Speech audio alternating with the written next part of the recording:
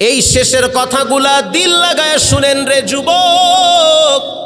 মা আর বাবা বড় দামি সম্পদ, বেঁচে আছে কদর করে নাও, মইরা গেলে কান্দাও পাবা না। ঈদের দিন দেখি কত যুবক যায় নামাজ কান্দে লইয়া গোবরস্থানে গিয়া দাঁড়ায় দাঁড়ায় কাঁদে। এখানে কেন দাঁড়াইয়াছো? বলে এখানে আমার মা ঘুমায়, এখানে আমার আব্বা ঘুমায়। কত ঈদে বাবারে নিয়া ঈদগায়ে গেছি, এই ঈদে বাবার লাশ এখানে পড়ে আছে। এজন্য আল্লাহ পাক কোরআনে বলেন ওয়াহনান আলা ওয়াহানিউ ওয়া ফিসাল, কষ্টের পর কষ্ট তোমার মা তোমার জন্য সবচেয়ে বেশি করে। আল্লাহু আকবার। তোমার মা তোমার জন্য কষ্টের পর কষ্ট করে। আসার সময় রেল লাইনের পাশ দিয়ে আসতেছিলাম নলডাঙ্গা হয়ে, রেল লাইনের পাশে দেখতেছি এক মা তার বাচ্চারে খাবার খাওয়াচ্ছে। কি খাবার? ডাস্টবিনের খাবার মনে হয়, বাচ্চারে খাওয়ায়া দিতেছে। গাড়ি স্লো করলাম, তাকায় দেখতে আসি মা বাচ্চারে মুখে খাবার তুলে দেয়, অথচ মা অনাহারে কষ্ট করে বসে আছে, নিজে খায় না, বাচ্চারে খাওয়ায়। বাচ্চা যখন খায়া ফেলাইছে, মা বাচ্চার চেহারার দিকে তাকায়া মুস্কি হাইসা দিছে। তখন বুঝতে আর বাকি নাই, এটা হলো মায়ের ভালোবাসা। গত বছর 11 তারিখে ঢাকা থেকে একটা লঞ্চ বরিশালে যাওয়ার সময় নিস্তালায় মা আর বাচ্চা ঘুমিয়ে আছে। গভীর রাত, আল্লাহর পার্লামেন্টে সিদ্ধান্ত হয়ে গেছে মা বেঁচে থাকবে, বাচ্চা মারা যাবে। সিদ্ধান্ত কার? মা আর বাচ্চা দুইজনে পাশাপাশি শুয়ে আছে। গভীর রাত, লঞ্চের যাত্রীরা কেউ টিভি দেখে, কেউ ঘুমায়, কেউ খানা খায়, যার যার মতো আছে। এই ঘুমের ভিতরে একটা বাচ্চা জাগ্রত হয়ে গেছে, মা ঘুমাচ্ছে, বাচ্চা জাগ্রত হইয়া হেঁটে হেঁটে লঞ্চের পিছনে চলে গেল। পিছনে যাওয়ার পরে লঞ্চের পিছনে একটা উজুখানার জায়গা আছে, ওই জায়গায় বাচ্চা একেবারে ঘুরে পিছনে গেল। তো মানুষ কলা খায়া ছোলা ফালায়া রাখছে, বাচ্চাটা গিয়া কলার ছোলার উপরে পা রাখছে, রাখার সাথে সাথে স্লিপ কাটছে, কলার ছোলা পানিতে পইরা গেছে, বাচ্চাটাও পদ্মার মাঝখানে পইরা গেছে, বাচ্চাও পইরা গেল। 3-4 মিনিট পর মায়ের কলিজার ভিতরে টান লাগছে, মা আস্তে করে পিছনে চলে গেল। পিছনে গিয়া দেখতে আছে কলার ছোলা ঝুলতেছে, কলার ছোলার সাথে বাচ্চার স্যান্ডেল ঝুলতেছে।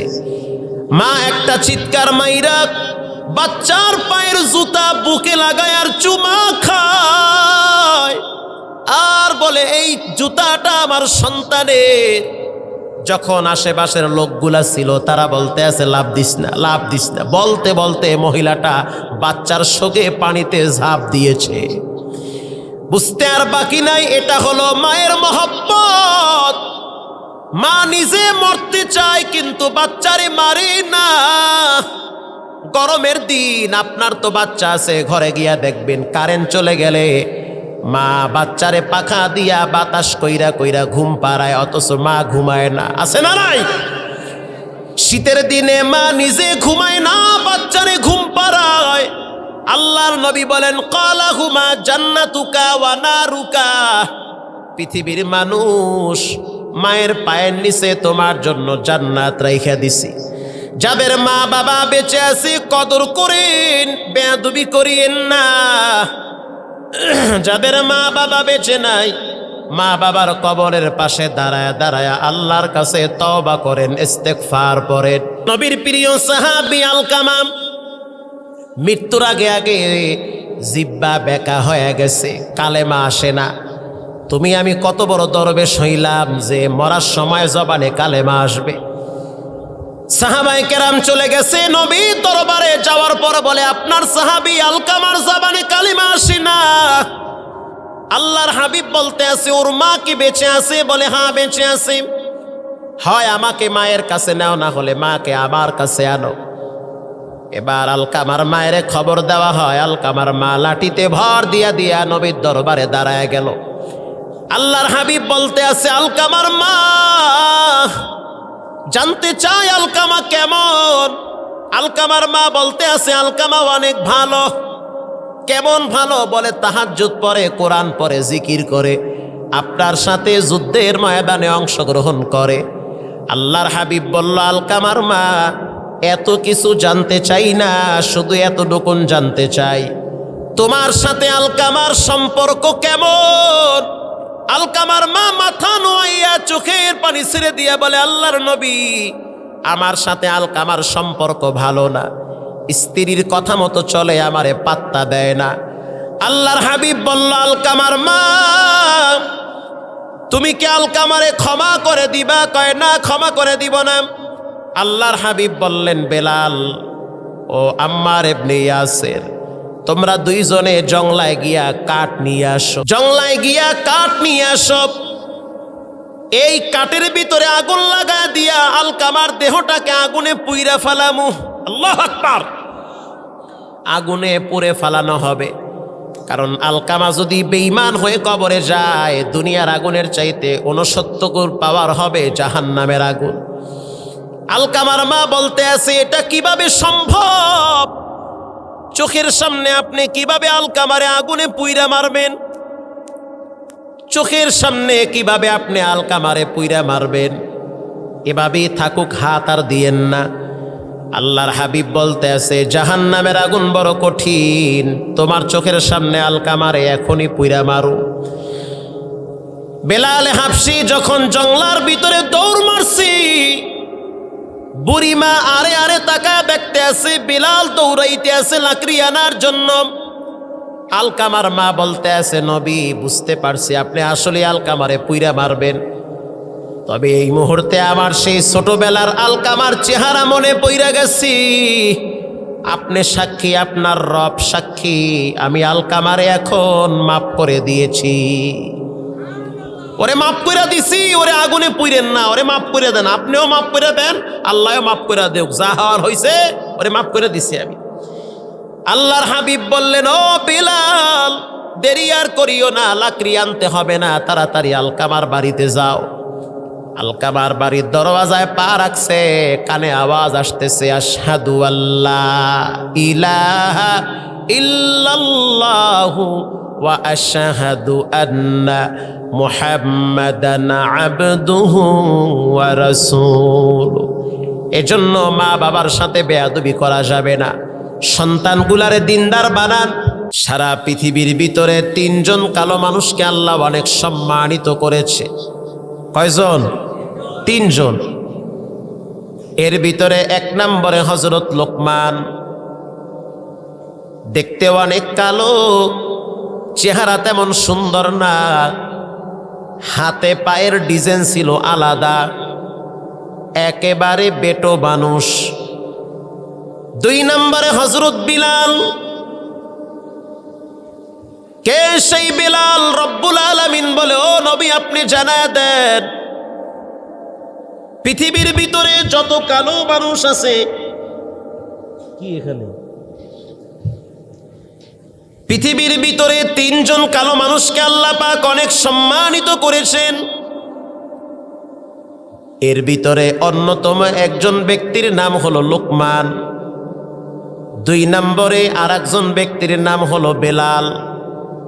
আল্লাহর নবী যখন জান্নাতে গেলেন সফর করার জন্য, দেখার জন্য, খরমের আওয়াজ বিশ্ব নবীর কানে আসতেছে, এরে জিবরাইল, আমার কানে কার পায়ের আওয়াজ? জিবরাইল বলতে আছে, আপনার সেই কালো বেলালের পায়ের আওয়াজ আপনার কানে আসতেছে। দুনিয়াতে আসার পরে, বেলাল, তোমার পায়ের আওয়াজ আমি জান্নাতে পাইলাম, কারণ কি? বেলালে হাফসি বলে, পয়গম্বর, গোপন কিছু আমল আছে যা মানুষ জানে না, শুধু আল্লাহই জানে।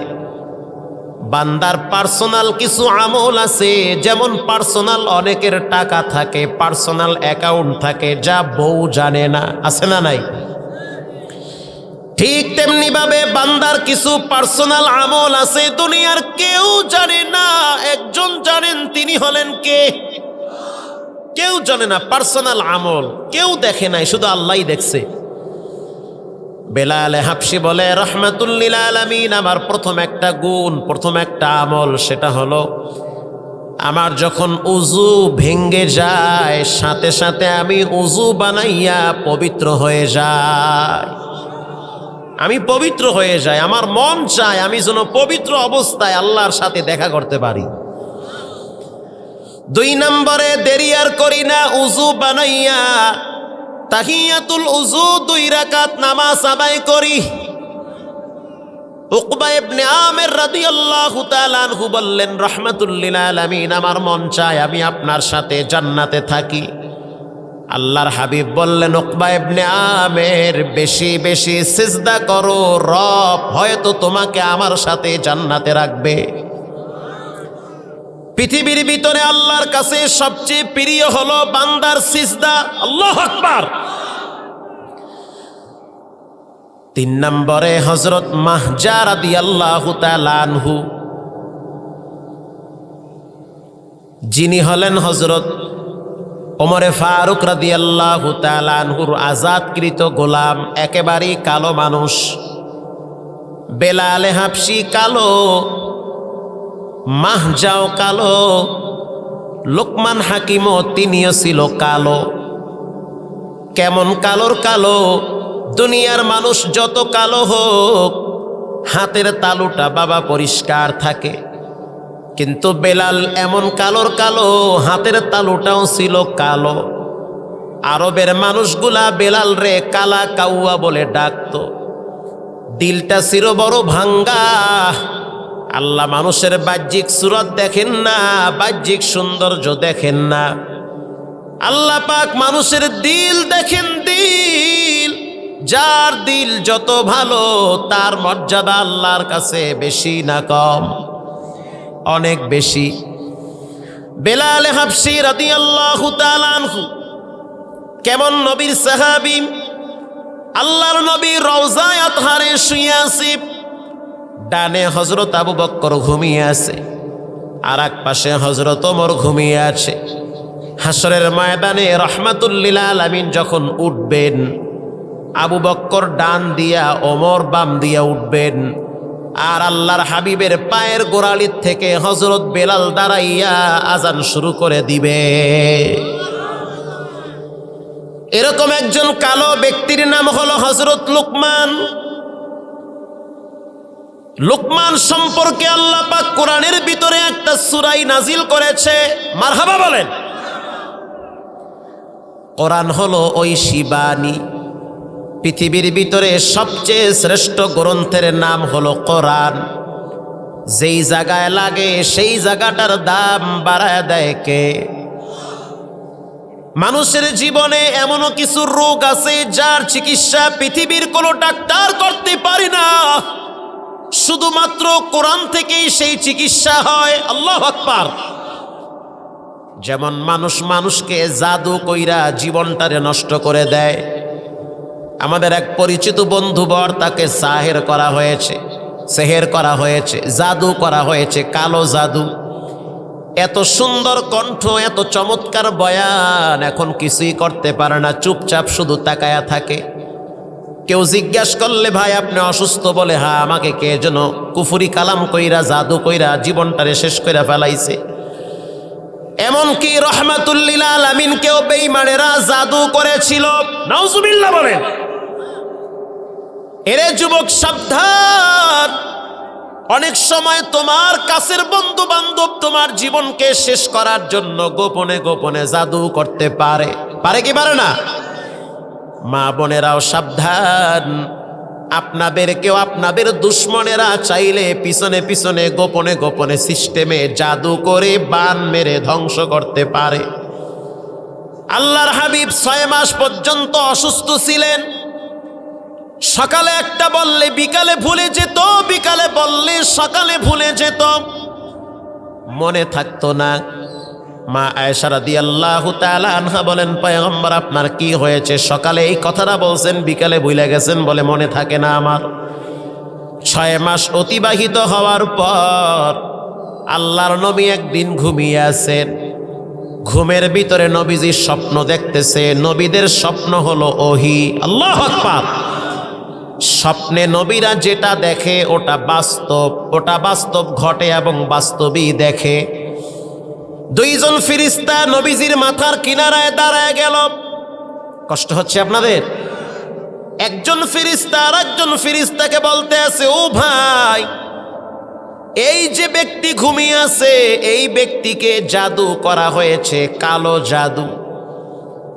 দ্বিতীয় ফেরেশতা বলল, এটা কিভাবে সম্ভব? এত বড় দামি মানুষ, এত বড় শ্রেষ্ঠ মানুষ, আল্লাহর পরে যার মর্যাদা, তারে আবার কেমনে জাদু করলো? প্রথম ফেরেশতা বলল, মাথার চুল নিয়ে জাদু করছি। আল্লাহর নবীর চুল অনেক বড়, ঘাড় বাবরি ছিল। এক ইহুদি নারী আল্লাহর হাবিবের মাথার চুল কেমনে কেমনে যেন নিয়ে গেছে। নেওয়ার পরে 11টা গিট লাগাইছে। কয়টা গিট? গিট বোঝেন তো? বোঝেন না মানে? হয় এই যে গিট গিট গিট, এরকম গিট লাগাইছে। গিট 11টা গিট লাগাইয়া মন্তর পড়িয়া এরপরে চিরুনির সাথে পেঁচাইয়া পরিত্যক্ত কূপের ভিতরে বড় একটা কালো পাথরের নিচে চুল এবং চিরুনি সহ ঢুকায়া রাখছে। আল্লাহর হাবিব স্বপ্নে এটা স্পষ্ট বুঝতে পারতেছে, জানতেছে যে আমাকে জাদু করা হয়েছে। এলাকার মা বোনেরা সাবধান, যেখানে সেখানে আপনাদের মেয়েদেরকে পাঠাইবেন না। যে কোনো সময় যে কোনো যুবক জাদু করে নষ্ট করতে পারে, ঠিক না ঠিক? এজন্য খুবই সতর্কতার সহিত চলতে হবে। বর্তমান সময় ঝগড়া কম হয়, হিংসা বেশি হয়। এক সময় ঝগড়া অনেক হইতো, বাট হিংসা হইতো না। ঝগড়া হইছে, কি হইছে বাবা? চায়ের দোকানে বসলাম, 2 কাপ চা খাইলাম, সমাধান হয়ে গেল। এখন সাধারণ টুকটাক বিষয় নিয়ে মানুষ মানুষের গায়ে পর্যন্ত হাত তুলে। শুধু তাই নয়, গোপনে গিয়েও তার উপরে অস্ত্র ধরে তার জীবনটারে শেষ করে দেয়। আছে না না? 50 টাকার জন্য মানুষ মানুষকে হত্যা করে। লবণের বাটির জন্য মানুষ মানুষের হাত কেটে নিয়ে আসে। চেহার কেন আমারে দিল না, এজন্য আরেক চেহার ভাঙ্গা এর উপরে ফিরায়। এই হলো আমাদের সমাজের অবস্থা। আল্লাহর হাবিব রাহমাতুল্লিল আলামিনের ঘুম ভাঙ্গার পর রাসূলের সাহাবী এবং জামাত হযরত আলীকে ডাক দিলেন, ও আলী।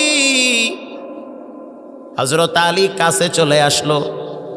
অমুক পরিত্যক্ত কূপের ভিতরে পাথরের নিচে একটা চিরুনি আছে, চুল আছে, গিয়া নিয়ে আসো।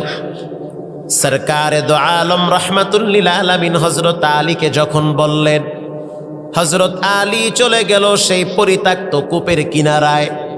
কূপের কিনারায় গিয়া দেখতে আছে পাথরের উপরে নূরের বাতি জ্বলতেছে। আসলে ওটা আল্লাহর হাবিবের চুল ছিল নিচে। নবীর চুল মোবারকের বরকতে পুরা জায়গাটা নূরে নূরান্বিত হয়ে গেছে। হযরত আলী নিচে নামলেন, পাথর সরাইলেন, চিরুনি উঠাইলেন, এরপরে চুল সহকারে নবীর দরবারে নিয়ে আসছে। খুবই জরুরি কথা, যেই কথাগুলা হয়তো অনেক জায়গায় শুনবেন না, কিন্তু অত্যন্ত গুরুত্বপূর্ণ। নিজের জীবনে, নিজের বাস্তব জীবনে যেটা খুবই প্রয়োজন সেটা আমাকে বলতে হবে, ইনশাআল্লাহ। বলেন, এই চিরুনি সহকারে, চুল সহকারে রাহমাতুল্লিল আলামিনের সামনে যখন আনা হইল, ইন দি মিন টাইমে হযরত জিবরাইল আইসা হাজির হয়ে গেছে। এসে বলতে আছে, আল্লাহর হাবিব, আপনি মন খারাপ করবেন না, ঘাবড়াবেন না।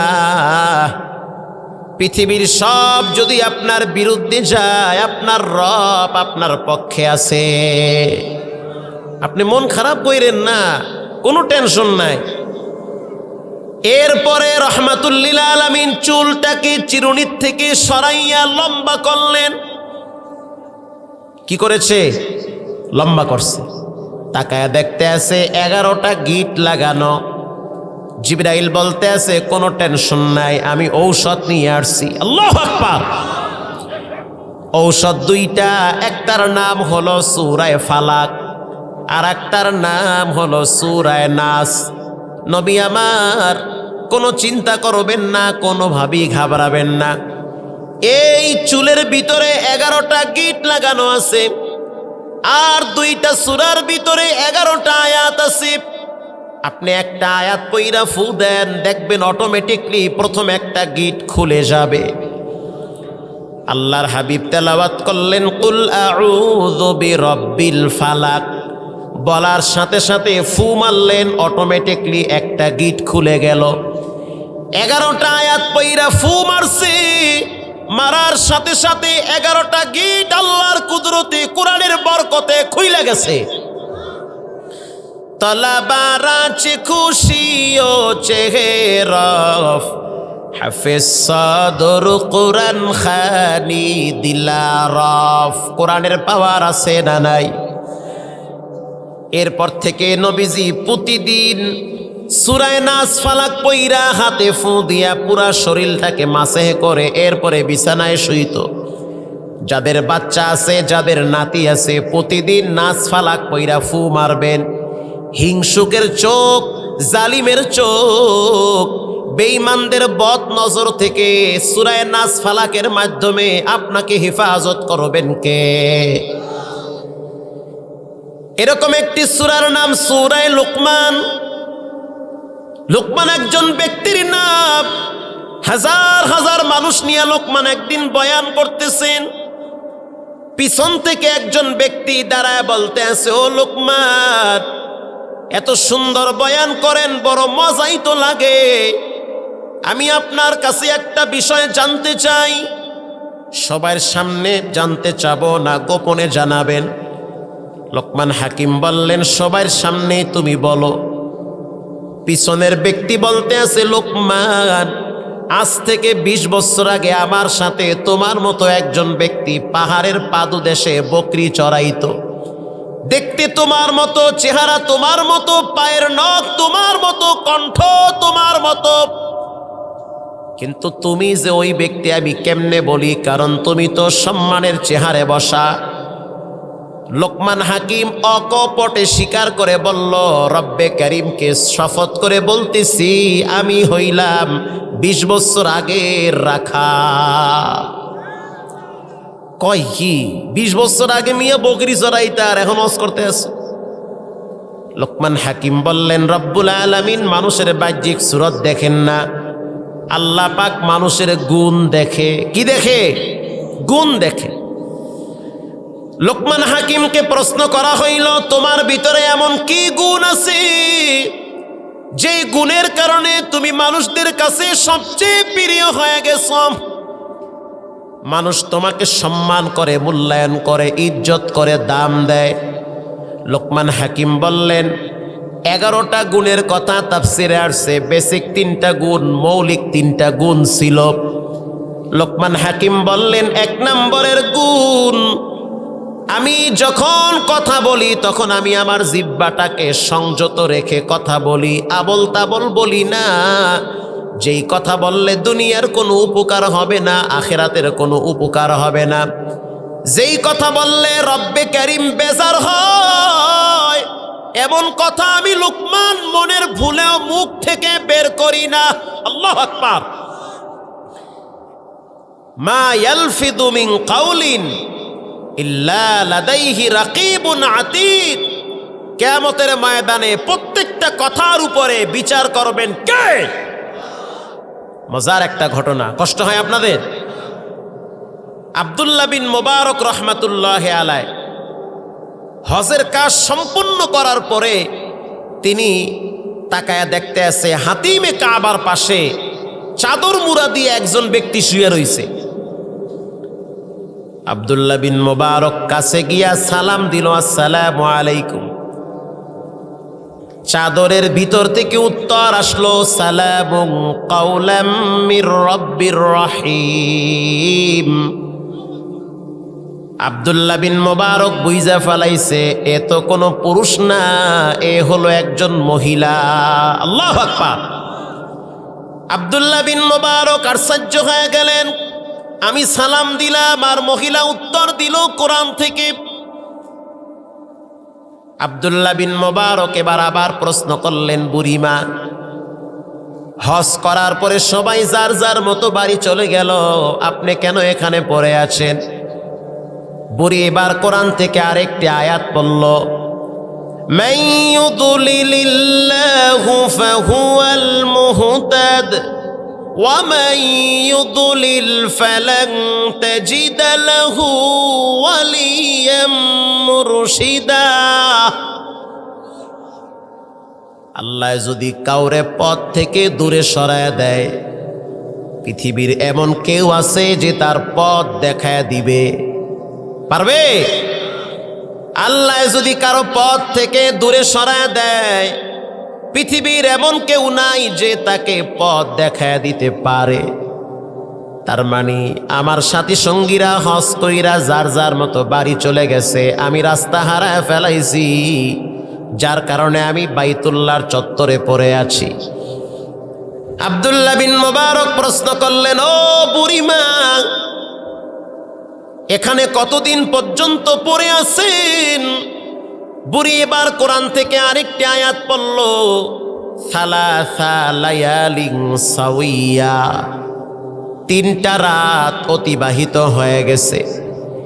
এলাকার মা বোনেরা ভালো করে শুনে নেন, সংসারের পিছনে কত আর সময় দিবেন, সন্তানের পিছনে কত আর সময় দিবেন, সারাদিন ঘর বাড়ি সংসার আর দুনিয়ায় কত সময় নষ্ট করবেন। এমনও মহিলারা আছে যারা জোহরের নামাজ আসরের টাইমে পড়ে, সময় পায় না, আছে না নাই? এজন্য সাবধান। আব্দুল্লাহ বিন মুবারক প্রশ্ন করল, বুড়ি কতদিন পর্যন্ত এখানে পড়ে আছেন? বুড়ি এবার কোরআন থেকে জবাব দিল, সালাসা লায়ালিন সাওয়িয়া, 3টা রাত অতিবাহিত হয়ে গেছে। আব্দুল্লাহ বিন মুবারক বলল, বুড়িমা, আমার ব্যাগের ভিতরে কিছু খাবার আছে, আপনি খান।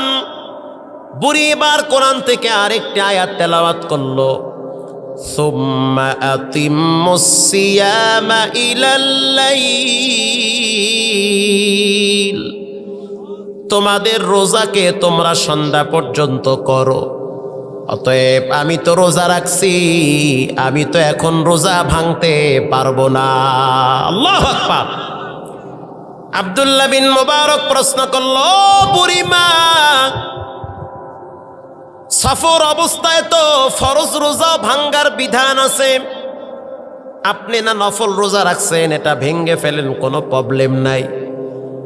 বুড়ি এবার বলতে আছে, ওয়া আন তাসুমু খায়রুল লাকুম ইন কুনতুম তা'লামুন, যদি তোমরা নফল রোজা রাখো তাহলে তোমাদের জন্য কল্যাণের দরওয়াজা খুলে দিবেন কে?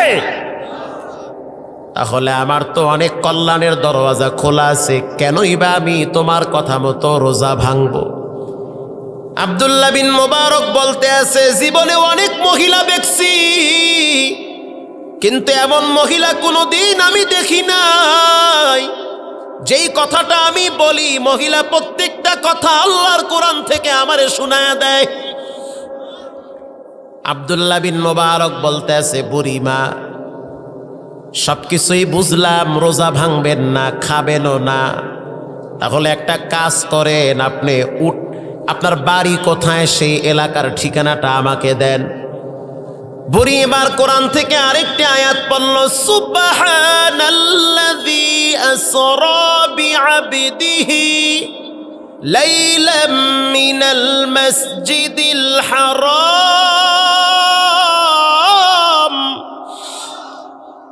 আমার বাড়ি হলো বাইতুল মুকাদ্দাসে, হজ করার জন্য আসছি, বাইতুল্লাহ রাস্তা হারায় ফেলাইছি, যার কারণে আমি যাইতে পারি না। আব্দুল্লাহ বিন মুবারক বলল, বুঝলাম, বাইতুল মুকাদ্দাসে বাড়ি, আমার একটা উট আছে, আপনি যদি উটের পিঠে উঠেন তো লাগাম ধইরা আমি টানতে টানতে আপনার বাড়িতে পৌঁছাইয়া দিব, আপনি উঠবেন? বুড়ি এবার বলতে আছে, ওয়া ইন তাফআলু মিন খাইরি ইয়ালামুহুল্লাহ, যদি তোমরা কারো উপকার করো, তোমাদের উপকার একজন করবেন, তিনি হলেন কে? এটা তো ভালো প্রস্তাব, কোনো সমস্যা নাই, এটা তো ভালো কাজ। তাহলে বুড়িমা, আমার উট খালি আছে, আপনি তাড়াতাড়ি উটের পিঠে উঠেন, বুড়ি এবার উটের পিঠে ওঠার জন্য কদম বাড়াইলেন। যখন কদম কদম সামনে দিতেছে, পাটা উঁচা কইরা উটের পিঠে উঠবে, আব্দুল্লাহ বিন মোবারক বুড়ির পায়ের দিকে তাকায় আছে। পায়ের দিকে যখন তাকাইয়াছিল, তখন বুড়ি কোরআন থেকে আরেকটি আয়াত পড়ল, কুল্লিল মুমিনিনা ইয়াগুদ্দু মিন আবসারিহিম। এরে পৃথিবীর পুরুষরা, তোমরা বেগানা নারীর থেকে তোমাদের চোখগুলারে নিচের দিকে নামাও। এরে আব্দুল্লাহ বিন মোবারক, তোমার জন্য আমি বেগানা, তোমার চোখগুলা তুমি নিচের দিকে নামাও, তাড়াতাড়ি নিচের দিকে নামাও, কারণ তুমি আমার পায়ের দিকে তাকায় থাকবা, এটা তো পর্দার খেলাফ। আল্লাহু আকবার। আব্দুল্লাহ বিন মোবারক কয়, ওরে বুড়ি ঠেলা, আমি পায়ের দিকে চায় রয়েছি, এইটাও দেখি সমস্যা, আমারে কয়া দিছে কুল্লিল মুমিনিনা ইয়াগুদ্দু মিন আবসারিহিম। আরে মুহাদ্দিস সাহেব, চোখ নিচের দিকে নামাও।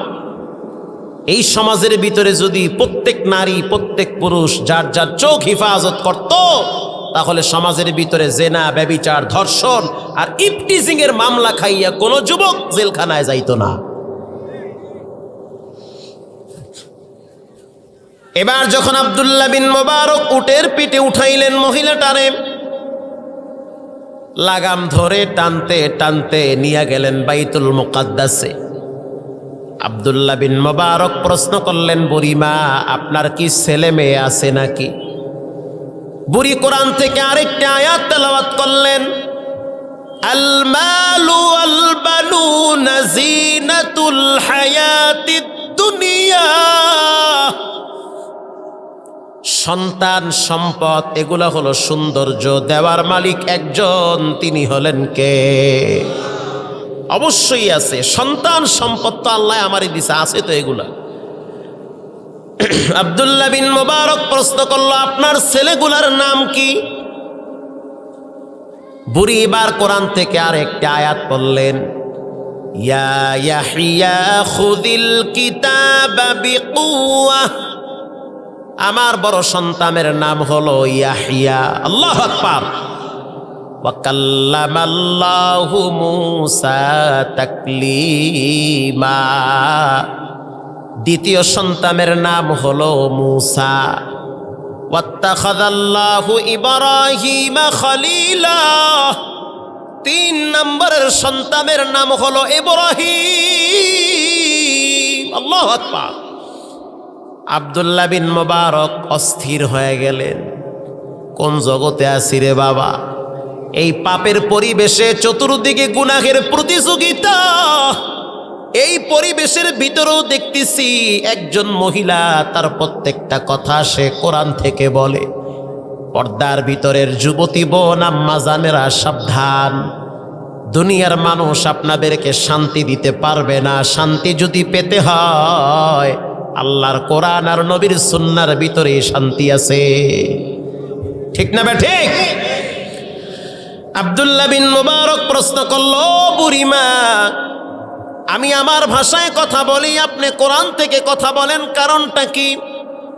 বুড়ি আর একটি জবাব দিয়ে আব্দুল্লাহ বিন মোবারককে ঠান্ডা বানায় দিল, মা ইয়ালফিযু মিন কাউলিন ইল্লা লাদাইহি রাকীবুন আতীদ।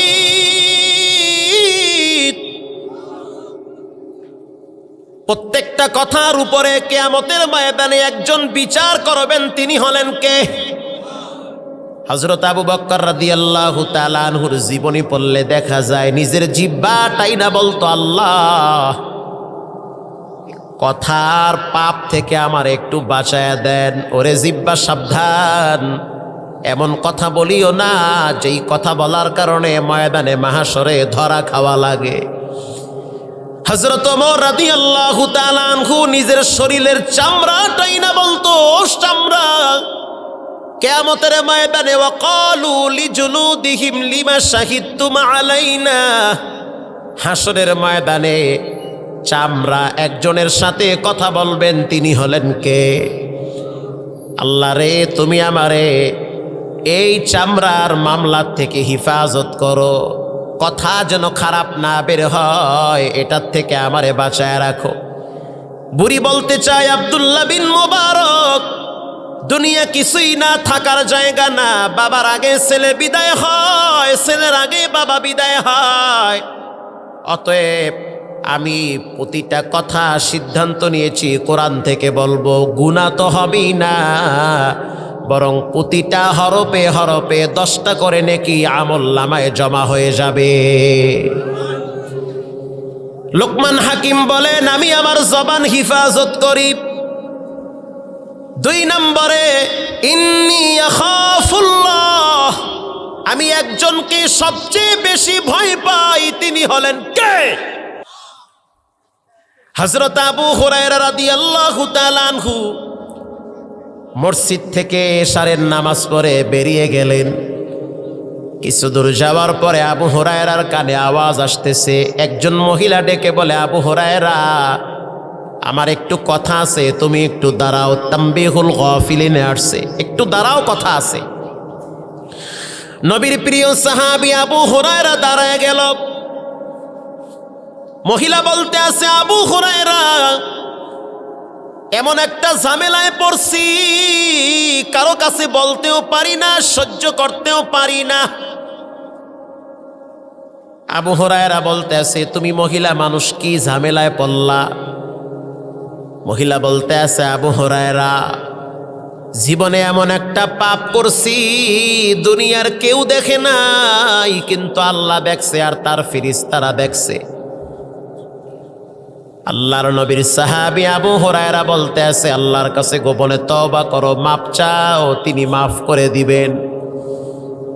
মহিলা বলতে আছে, আবু হুরায়রা, এমন একটা ভয়াবহ পাপ করছি, কারো কাছে বলতেও পারি না, সহ্য করতে পারি না।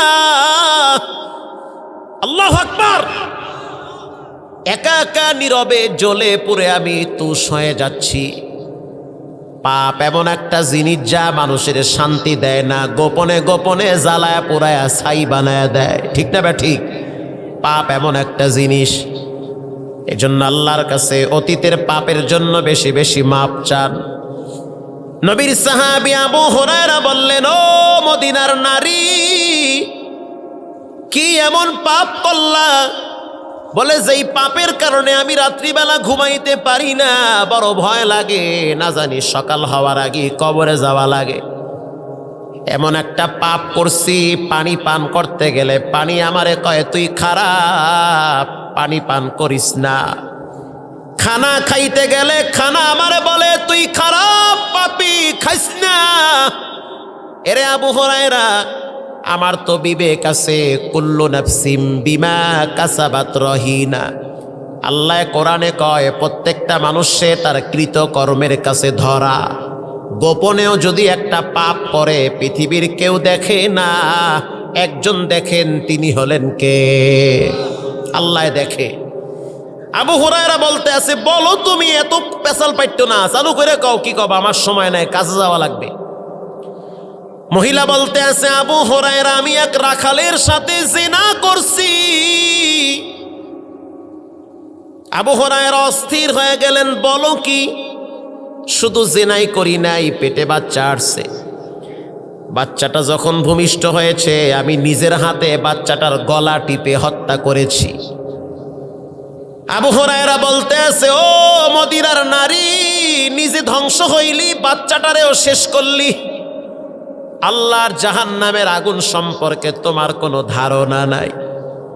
নবীজি হাদিসে বলেন, মানুষ যেই পরিমাণ কবরের শাস্তি সম্পর্কে জানে, জাহান্নামের আযাব সম্পর্কে মানুষ যেই পরিমাণ জানে রে, এর অর্ধেক যদি পশু পাখি বুঝতো, কোন পশু পাখি মানুষ জবাই কইরা খাইতে পারতো না, সবগুলা শুকায়া যাইতো, জংলায় পালাইতো।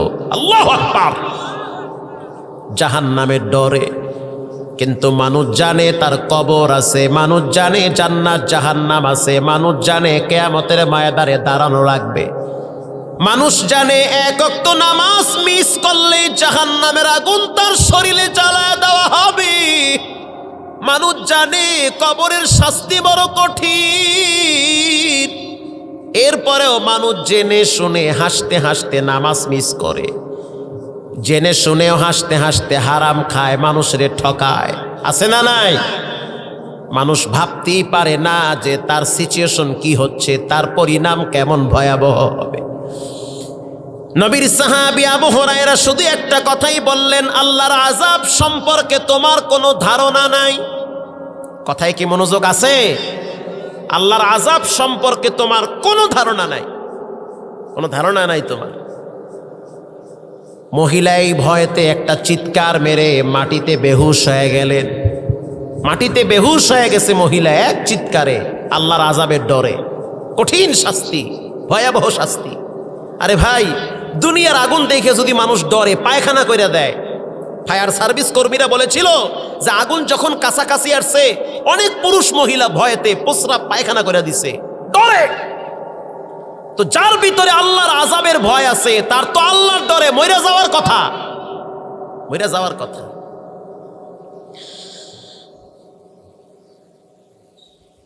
মহিলা যখন চিৎকার মেরে বেহুশ হয়ে গেল, আবু হুরায়রার বোধোদয় হয়েছে, চিন্তায় পড়ে গেল নবী জীবিত আছে, কেন আমি মাসআলা দিলাম, ফতুয়া দিয়া দিলাম। আবু হুরায়রা চলে গেছে বিশ্ব নবীর দরবারে। যাওয়ার পরে বলতে আছে, রাহমাতুল লিল আলামিন, একজন মহিলা আমার কাছে এই বিষয়গুলো জিজ্ঞাসা করেছে, তুমি কি বলেছ? আবু হুরায়রা বলে, আমি বলেছি মহিলা তুই ধ্বংস হয়ে যা। মহিলা কি হয়েছে? বলে, মহিলা আল্লাহর ডরে একটা চিৎকার মেরে মাটিতে বেহুশ হয়ে গেছে। আল্লাহর হাবিব বলতে আছে, আবু হুরায়রা তুমি বিনাশ। আল্লাহ রাব্বুল আলামিন ওই মহিলার চোখের পানি আর আল্লাহর জাহান্নামের ভয়ের কারণে তাকে মাফ করে দিয়েছে, তাকে মাফ করে দিছে। শুধু মাফই করে নাই, কোরআনের আয়াত হযরত জিবরাইল নিয়ে আসছে, ইল্লা মান তাবা ওয়া আমানা ওয়া আমিলা আমালান সালিহা। নবী আপনি জানায় দেন, কেউ যদি পাপ করার পর, এর আগে আল্লাহ পাক বলেন কেউ যদি ঈমান আনার পর এরপরে যদি পাপ করে, খারাপ কাজ করে, অপরাধ করে, জিনা ব্যভিচার করে, হারাম খায়, নবী আপনি জানায় দেন ইল্লা মান তাবা ওয়া আমানা ওয়া আমিলা আমালান সালিহা। এরপরে যদি সে তওবা করে, আল্লাহর কাছে কায়মন বাক্যে যদি ক্ষমা চায়, নবী আপনি জানায় দেন যদি সে ক্ষমা চায়, তার গুনাহগুলা মাফ কইরা গুনার জায়গায় নেকি দিয়া পূরণ করে দিব। এখানে গুনাহ আছে, আল্লাহ কয়টারে সরাইয়া এই জায়গায় নেকি দিয়া উঁচা কইরা দিব। এটা একজনই পারেন, তিনি হলেন কে? দুনিয়ার পুলিশের চরিত্র হলো আসামিদেরকে ধরে ধরে জেলখানায় দেওয়া। আসামি যত বড় হয়, মামলাও তত বড় হয়।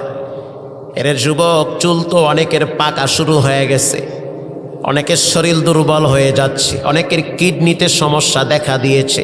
কেউ বাঁচতে পারবা না, তোমার দাদায় বাবায় কেউ বাঁচে নাই, অনেকেই কবরে গেছে গা।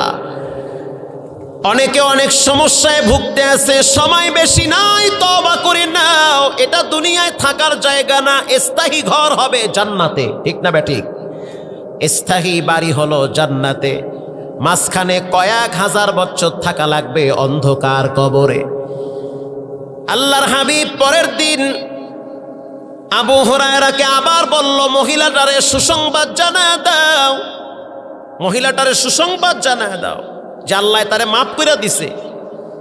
আবু হুরায়রা বাজারে গিয়া দুইটা হাত উঁচা করে অ্যালাউন্স করতেছে, গতকালকে আমার কাছে কে মাসআলা জানতে চাইছিল। এলাকার মানুষ বলে, বাজারের লোক বলে, আমরা তো বলতে পারি না, তুমি কি পাগল হয়ে গেলা নাকি? আবু হুরায়রা খুঁজতে খুঁজতে খেজুর গাছের কিনারায় দাঁড়ায়া দুই হাত উঁচা করে বলতে আছে, কে আছো? গতকালকে আমার কাছে মাসআলা জিজ্ঞাসা করেছিলে, আজ আমি খুঁজতেছি, তাকে পাই না। একজন মহিলা আয়েশা বলতে আছে, আবু হুরায়রা, আমি তোমার কাছে গত 2 দিন আগে মাসআলা জিগাইছিলাম, তুমি আমারে তাড়ায়া দিছিলা। আবু হুরায়রা বলতে আছে, তোমার জন্য সুসংবাদ, আল্লাহ তোমার সব গুনাহ মাফ কইরা দিছে, সব মাফ করে দিছে আল্লাহ। পুলিশের চরিত্র হলো আসামি ধরে ধরে জেলখানায় দেওয়া, আর আল্লাহর চরিত্র হলো জাহান্নামের আসামিদেরকে, বেনামাজিদেরকে, সুদখোর, ঘুষখোর, হারামখোর, জিনাকার, নেশাখোর, এদেরকে আল্লাহ ডাইকা ডাইকা ক্ষমা করার জন্য রেডি হয়ে আছে। আল্লাহ মাফ করতে চায় এদেরকে। মহিলা এত খুশি হয়ে গেল, আবু হুরায়রাকে বলতে আছে, আবু হুরায়রা তুমি নবীরে গিয়া কও আমি খুশির ঠেলায় আমার বাগানটা আল্লাহর রাস্তায় দান করে দিছি। আল্লাহ আমার একটা বাগান দিয়েছিল উপহার, বাবার পৈতৃক সম্পদ আমি পাইছি, মহিলা মানুষ। আল্লাহ যেহেতু আমারে মাফ করে দিছে, তাহলে তো আমার জন্য জান্নাত আল্লাহ রাইখা দিছে, দরকার নাই দুনিয়ার বাগান, কয়দিন আর বাসুম, মইরাই তো জামু, লাগবে না বাগান, আমার পুরা বাগানটা আল্লাহর রাস্তায় আমি অক্ষ করে দিয়েছি।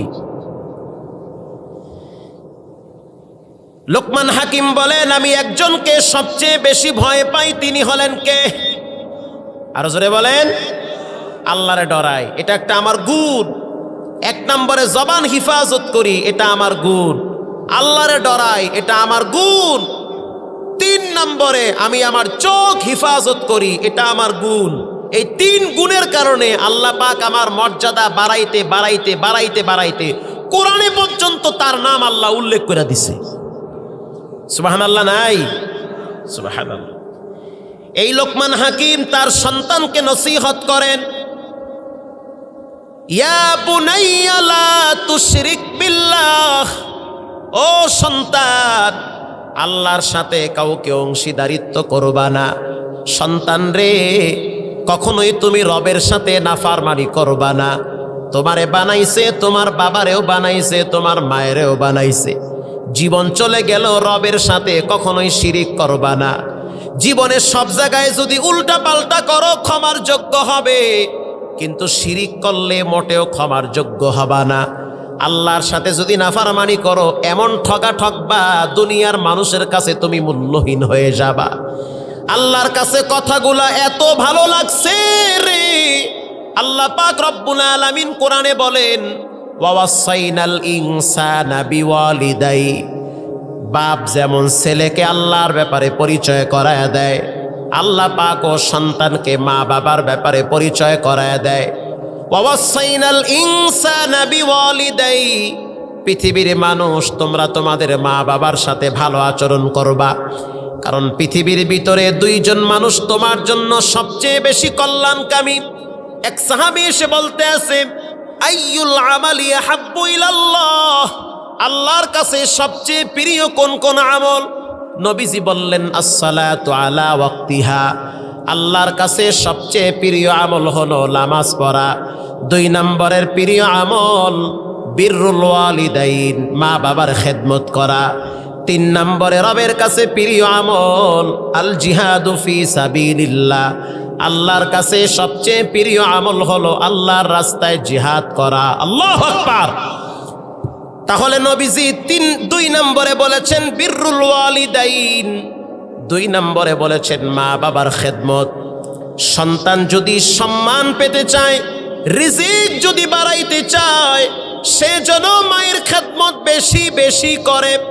মায়ের যদি তাকায়, নবী বলেন একবার তাকাইলে, নেক নজরে তাকালে আমলনামায় কবুল হজের সওয়াব জমা করে দেওয়া হয়।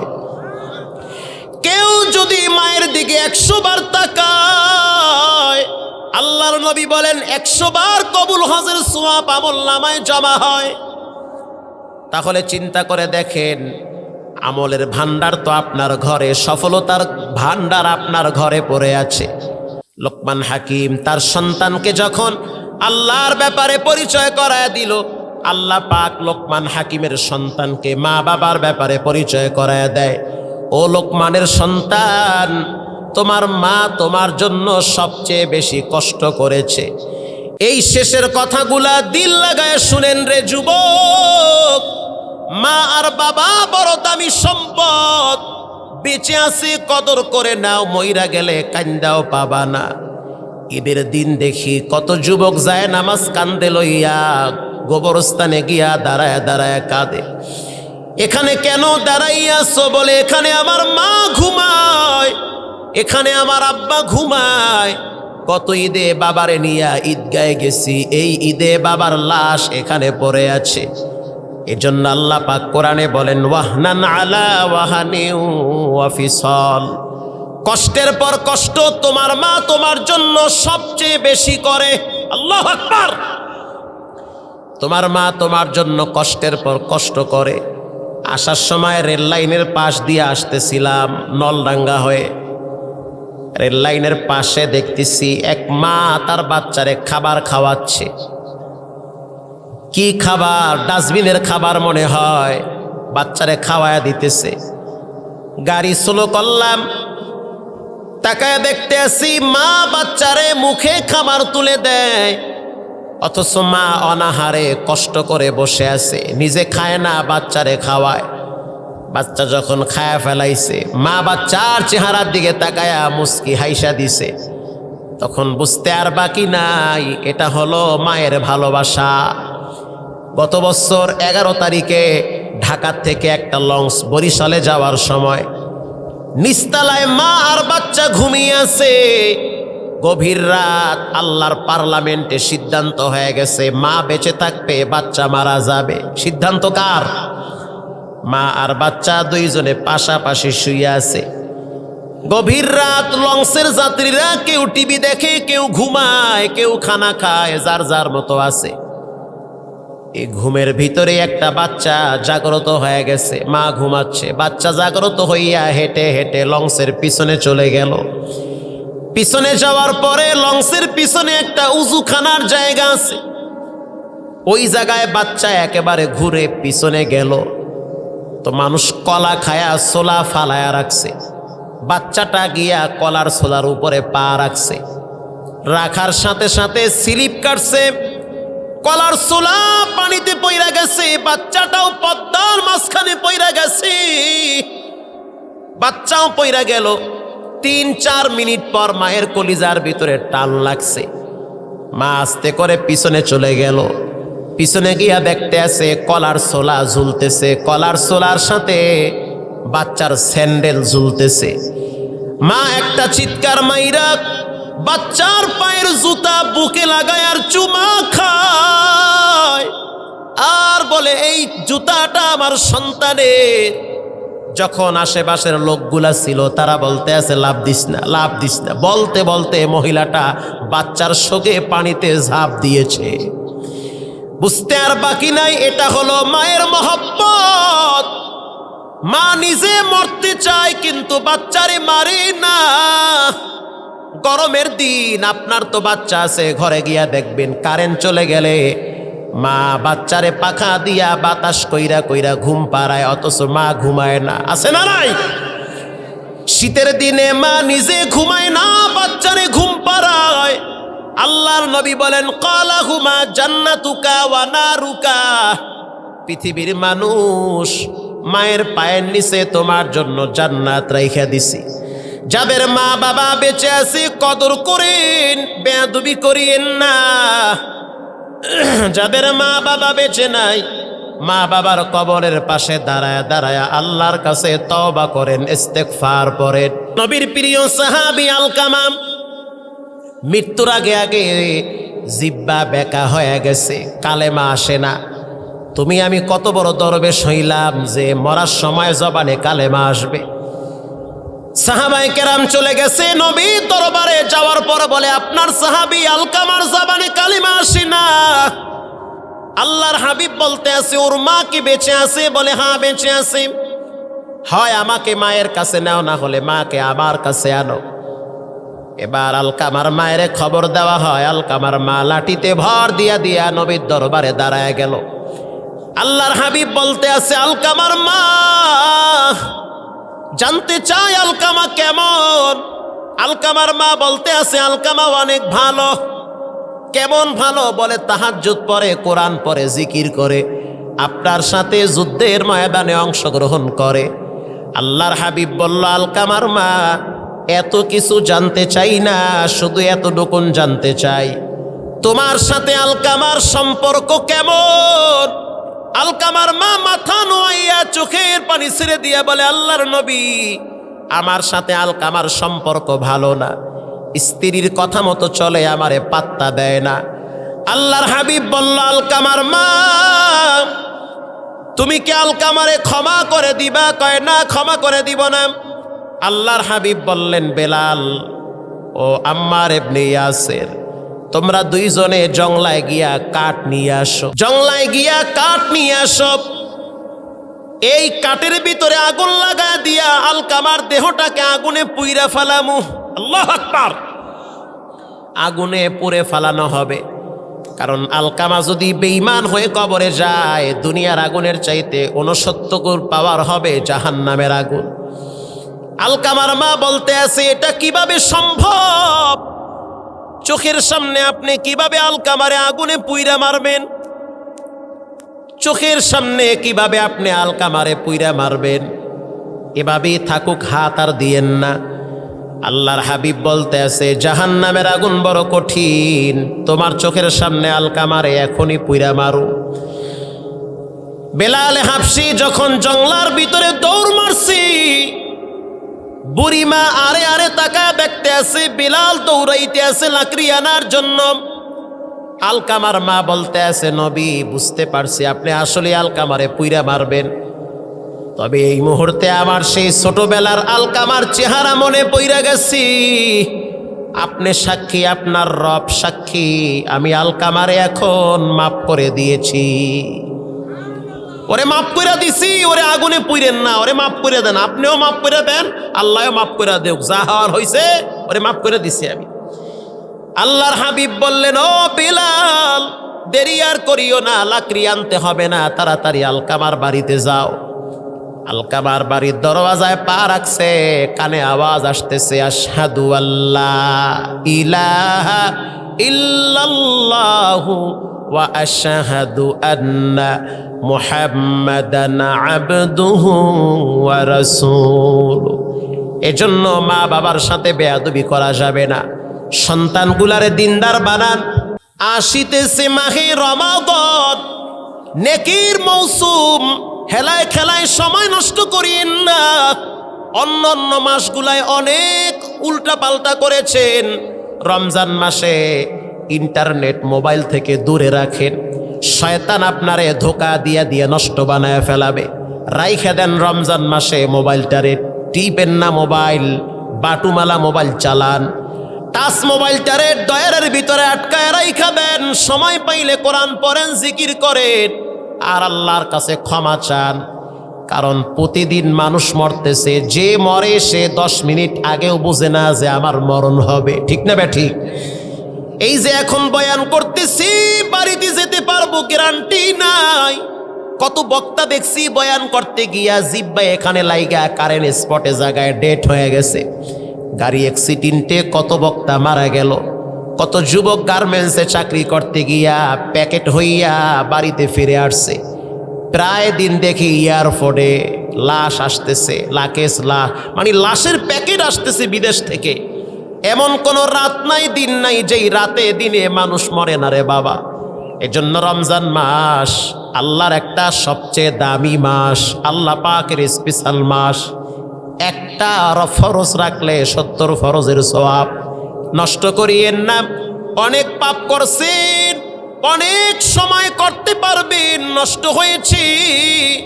রমজান মাস শুধু আল্লাহর জন্য কাটাইয়া দেন, ছেলে মেয়েগুলাকে জানাইয়া দেন কোচিং প্রাইভেট একটু পরে, রমজান মাসে কোরআন পড়ো আগে। একজন বাপ যদি মরার আগে দেখে তার সন্তান কোরআন পড়ে, ওই বাবার জীবন বড় ধন্য। যেই বাপ মৃত্যুর আগে আগে দেখে সন্তানগুলা নামাজ পড়ে, কোরআন পড়ে, আর বাবায় যদি দেখে মরার আগে আগে ছেলে মেয়েগুলা বেনামাজি, ছেলে মেয়েগুলা হারামখোর, বাবায় মইরাও তো শান্তি পাবে না। রিক্সাওয়ালার সন্তান কোরআনের হাফেজ, অভাব নাই। কৃষকের সন্তান গোটা পৃথিবী জয় করেছে, কোরআন প্রতিযোগিতায় অভাব নাই। হাফেজ নাজমুস সাকিব, তার বাবায় গরিব, অথচ নাজমুস সাকিব গোটা পৃথিবী জয় করেছে কোরআন প্রতিযোগিতায়। এরপরে সালে আহমদ তাকরিম, তার বাবায় সাধারণ একজন মাদ্রাসার শিক্ষক, অথচ সন্তান সারা পৃথিবী তাক লাগায় দিছে কোরআন প্রতিযোগিতায়। তুমি কেমন যুবক হইলা, তুমি কি জীবনে অর্জন করছো? খালি পাপ কামাইলা আর জীবন নষ্ট করলা।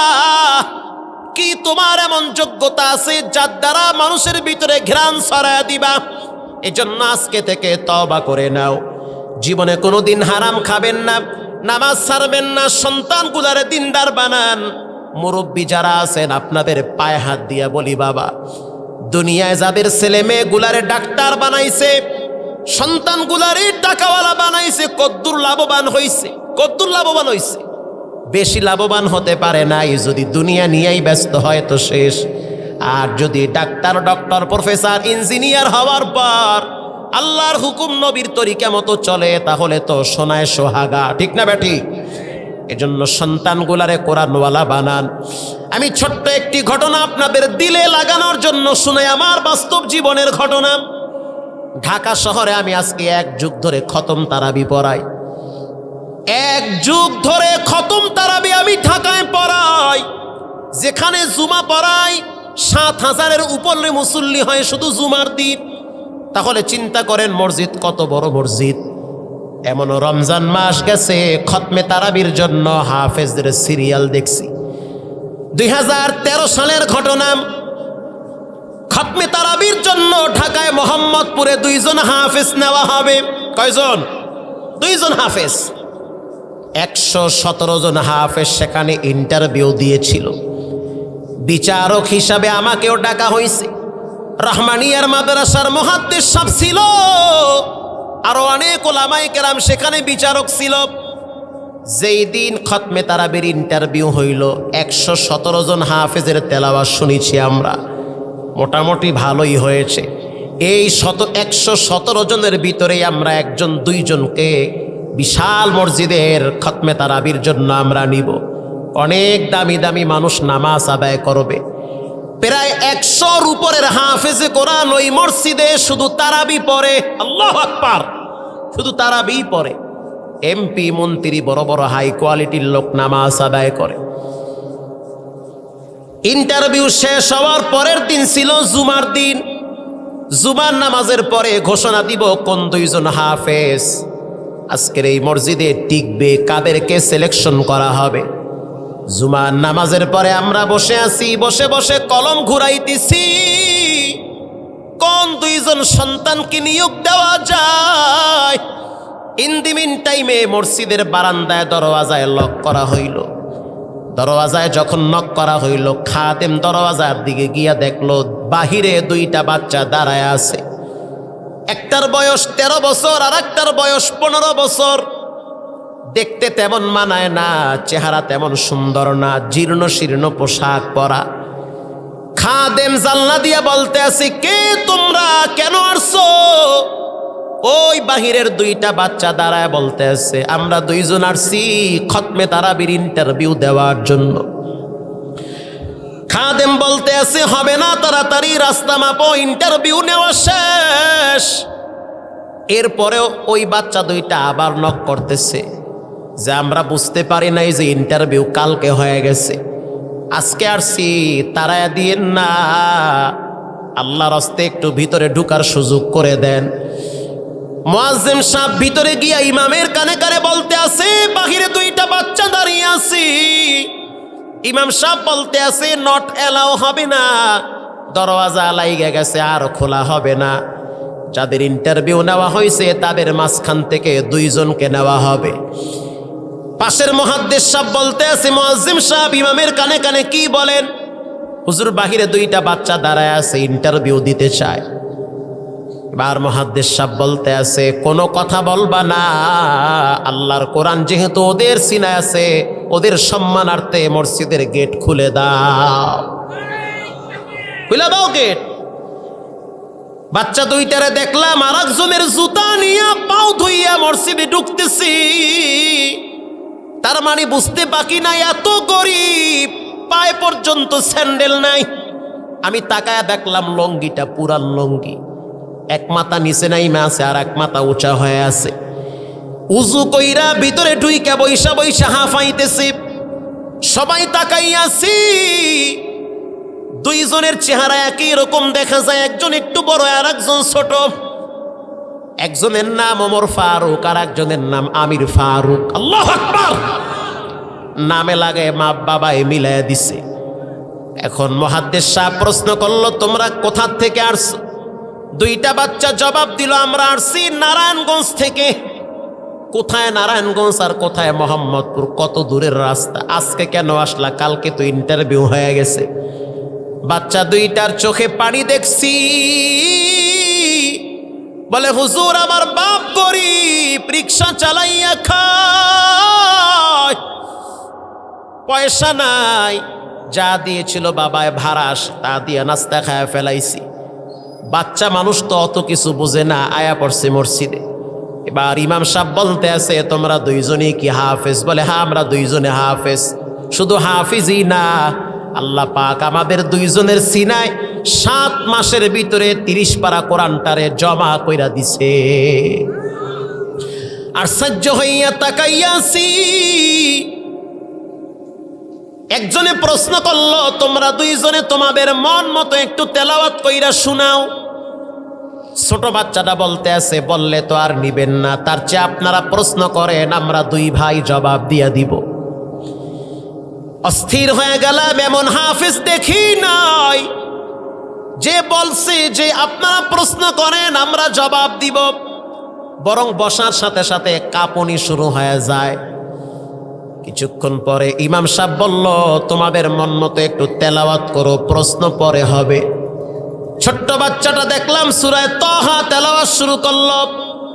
তাহা মা আনজালনা আলাইকাল কুরআনা লিতাশকা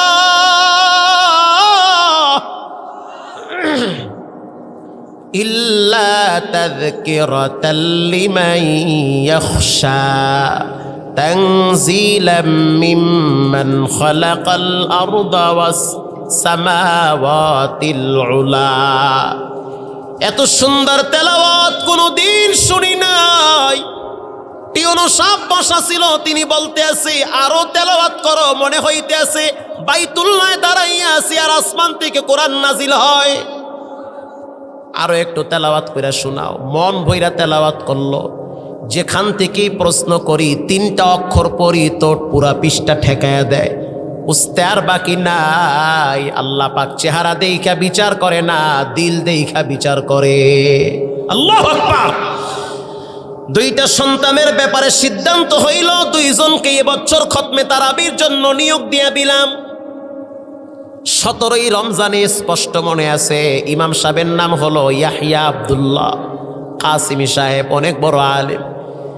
তার জবান থেকে শোনা 17ই রমজান খতম তারাবি শেষ হওয়ার পর অনেক মুসল্লিরা 2টা বাচ্চার সাথে মুসাফা করে। এত সুন্দর পড়া, হাজার হাজার মানুষ নামাজে দাঁড়ায় দাঁড়ায় কাঁদে। মনে হচ্ছে আল্লাহর কোরআন কলিজার ভিতরে লাগায়া দেয়। 17ই রমজান বদর দিবস, তারাবি শেষ হওয়ার পর মসজিদের বারান্দায় বসে বসে এক মুরব্বী চোখের পানি ছেড়ে গামছা দিয়া মুছে। ইমাম সাহেব ডেকে বলতে আছে, কে আপনি? কেন এখানে বসে বসে কাঁদেন? ওই বাচ্চা 2টা ফাঁক দিয়া দেইখা ফেলাইছে যে ওই বারান্দায় এক লোক বসা। দৌড়াইয়া কাছে গিয়া বলতে আছে, হুজুর এই লোকটা আমাদের আব্বা। বুঝতে আর বাকি নাই, বাহিরে রিক্সা রাইখা নামাজে দাঁড়ায় গেল। তখন রিক্সাওয়ালা বলতে আছে, আফসোস নাই, শুধু একটা আফসোস, এই বাচ্চা 2টার মা বেঁচে নাই। ওদের মা যদি আজকে দুনিয়ায় থাকতো তাহলে ওদের মা এত খুশি হইতো। হাজার হাজার মুসল্লি আস্তাবের পিছনে নামাজ পড়ে, দিল খুলে দোয়া করে। ঈদ সামনে আসতেছে, বাচ্চাগুলা বাড়িতে যাবে, কি ওদেরকে বলবো? এজন্য এলাকার মা বোনদেরকে বলি, সন্তানগুলারে দিনদার বানান, ঠকবেন না। কোরআনওয়ালা সন্তান রেখে যান। রমজান মাস আসতেছে, রমজানের হক আদায় করেন। যুবক ভাইদেরকে বলবো, সময় কম, পাক্কা নিয়ত করে নাও, জীবনে নামাজ ছাড়বো না, হারাম খাবো না, মা বাবার সাথে বেয়াদবি করবো না, 5 ওয়াক্ত নামাজ জামাতের সহিত আদায় করব। দিলটা যদি নরম থাকে, তওবার নিয়াইতে পাক্কা নিয়াত কইরা 2টা হাত আল্লাহকে দেখায়া দাও। নারায়ে তাকবীর।